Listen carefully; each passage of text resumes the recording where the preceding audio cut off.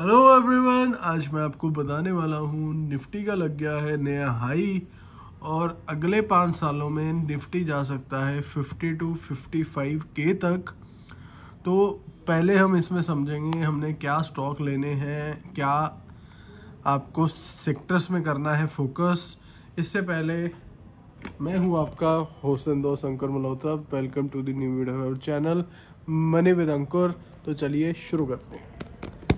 सबसे पहले तो मैं आपको और मेरे सारे फ्रेंड्स को जो भी इन्वेस्टिंग करते हैं उनको हार्डली कॉन्ग्रेचुलेशंस की निफ्टी ने नया हाई लगा लिया है। अब हम ये देखते हैं कि हमें कौन से स्टॉक लेने हैं और क्या है निफ्टी का डाटा। सबसे पहले तो हम डेटा की बात करेंगे। तो 1x पे कर लेते हैं। हाँ, डेटा में आप देखेंगे कि आज निफ्टी का जो हाई लगा वो 26,300, 26,303, 26,304 हाई लगा। तो क्लोज 26,210-15 के आसपास हुआ है सेटल होके। तो पहले हम हिस्टोरिकल डाटा इसका समझेंगे। हिस्टोरिकल डाटा में आप देखें तो पहले जो आपका 2024 में 26,205 था, मतलब 27 नवंबर 2024 में। तो पिछले पूरे एक साल में निफ्टी ने कोई रिटर्न नहीं दिया है। अगर हम 23 की बात करते हैं तो ये था 19,724। तो एक अच्छा रिटर्न आपको मिला था 23 से 24 के साइकिल में। फिर 22 पे आते हैं, तब था 18,569। वो भी अप्रॉक्सीमेट कि 1200 पॉइंट की रैली थी कि लिमिटेड फ्रेम पीरियड था मतलब। उसके पहले 2021 में 17,026 अप्रॉक्सीमेटली 1400 पॉइंट की रैली, 1400 की 1500 पॉइंट की रैली हुई थी।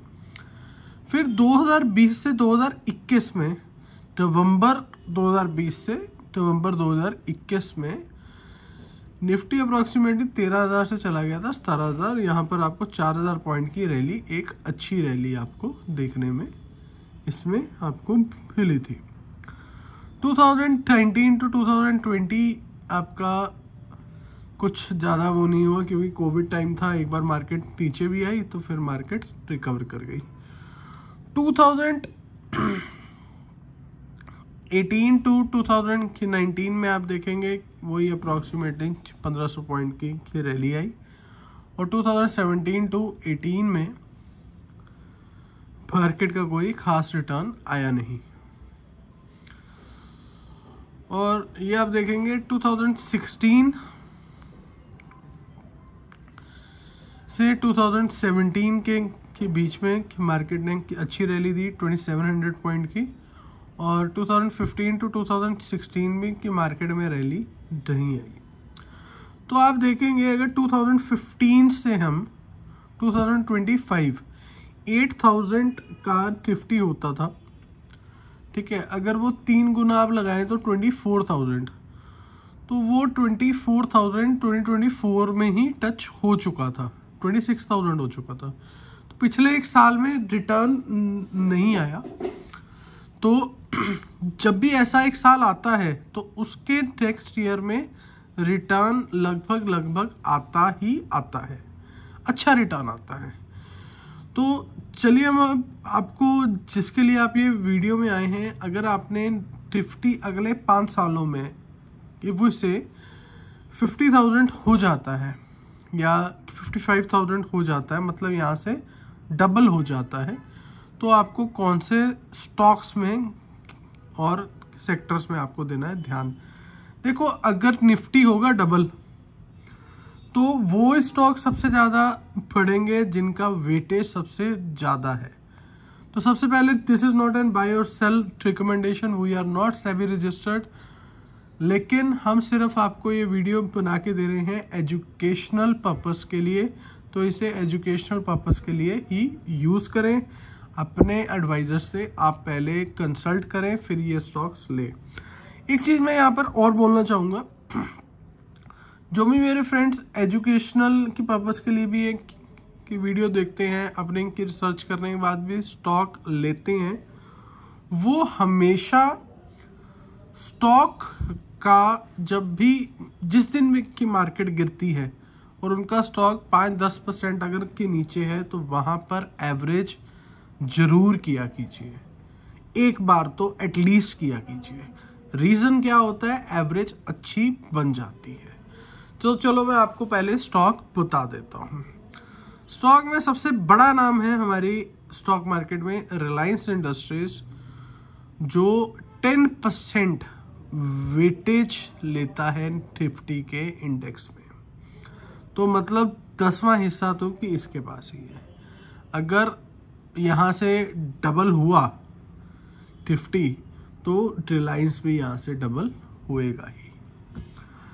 फिर उसके बाद आते हैं हम HDFC बैंक, देश का सबसे बड़ा प्राइवेट बैंक है, बहुत कस्टमर्स हैं और इनकी फॉरकास्टिंग बहुत अच्छी होती है। मेनली फॉरकास्टिंग के लिए ये बैंक जाना जाता है कि आगे क्या होगा। वो 7.36% मार्केट में वेटेज होल्ड करता है। फिर आता है भारतीय एयरटेल। एयरटेल सबसे बड़ी टेलीकॉम कंपनी है, ना कि इंडिया में, इट इज़ की one of the largest in the world. वो 6.18% शेयर स्टॉक वेटेज होल्ड करता है। फिर उसके बाद आता है टाटा कंसल्टेंसी सर्विसेज, कॉमनली की नॉन एज TCS। वो 5.45% वेटेज होल्ड करता है। ICICI bank 4.69 and state bank of India सबसे बड़ा नेशनलाइज बैंक हमारे देश का होल्ड करता है 4.33% weightage in the stock market Nifty index में। ये 6 स्टॉक्स अब फिर से मैं आपको दिखा देता हूँ, रिलायंस, HDFC, भारतीय Airtel, TCS, ICICI bank and state bank of India, ये 38.13% टोटल वेटेज का होल्ड करते हैं। तो अभी मैं आपको आगे ये बताऊंगा। ये तो हो गया स्टॉक वाइज। आप कहें कि नहीं हमें ये स्टॉक की नहीं पसंद, या किसी में कि डिविडेंड नहीं है, या किसी में के रिटर्न नहीं है, या जो मर्जी है, वो आपकी एक चॉइस है। आगे मैं आपको बताने वाला हूँ। नहीं तो आप कौन से सेक्टर में इन्वेस्ट कर सकते हैं। सेक्टर वाइज जो वेटेज है वो है आपका बैंक में 20.27% बैंक के पास है वेटेज। IT कंपनीज के पास 12.59 है।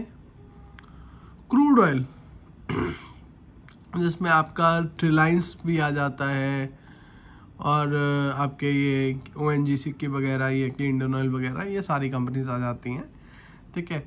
वो उसका 11.61%, ऑटोमोबाइल जैसे मारुति एंड ऑल, ये सारा 7.39%, और FMGC जैसे ITC वो 6.29%। ये सारे सेक्टर्स हैं जो निफ्टी में मैक्सिमम वेटेज होल्ड करते हैं। अगर आप इनकी कैलकुलेशन आप देखें तो लगभग 50% यही सेक्टर्स होल्ड कर लेते हैं। तो अगर आप लेना चाहते हैं ये स्टॉक्स, तो ये 5 सेक्टर में से आप अगर निफ्टी देखते हैं आगे आप की बुलिश है, तो आप इन 5 सेक्टर में से स्टॉक ले सकते हैं। मैं फिर कहूँगा, दिस इज़ नॉट और बाय और सेल रिकमेंडेशन। ये सिर्फ आपको समझाने के लिए है कि अगर आज लाइफ हाई बना है, अगले 5 सालों में निफ्टी डबल हो जाएगा, तो ये स्टॉक्स भी डबल हो ही जाएंगे, या ये सेक्टर्स भी डबल हो ही जाएंगे। तो आप इनके स्टॉक्स ले सकते हैं। और दूसरी बात, अगर मैं अपने पर्सनल एडवाइस दूं, तो इसमें आप एक चीज हमेशा स्टॉक में आप देखिए, डिविडेंड। डिविडेंड मतलब इनकम के ऊपर होता है, प्रॉफिट शेयरिंग होती है शेयर होल्डर को। अगर कोई कंपनी आपको डिविडेंड दे रही है, स्टॉक का प्राइस तो जो कि बढ़ रहा है वो कि बढ़ ही रहा है, साल का भी 2-3% आपको डिविडेंड आ रहा है, that is an taxable income, लेकिन आ रहा है अगर वो पैसा, तो आप वो स्टॉक को प्रेफरेंस दीजिए। मैं आगे एक वीडियो बनाऊंगा जिसमें डिविडेंड रिलेटेड स्टॉक्स होंगे, 5 स्टॉक्स मैं आपको उसमें बताऊंगा डिविडेंड से। और that's it, thank you for watching my video, please like, share and subscribe. जय हिंद, इन्वेस्ट करते रहिए सोच समझ के। Bye bye.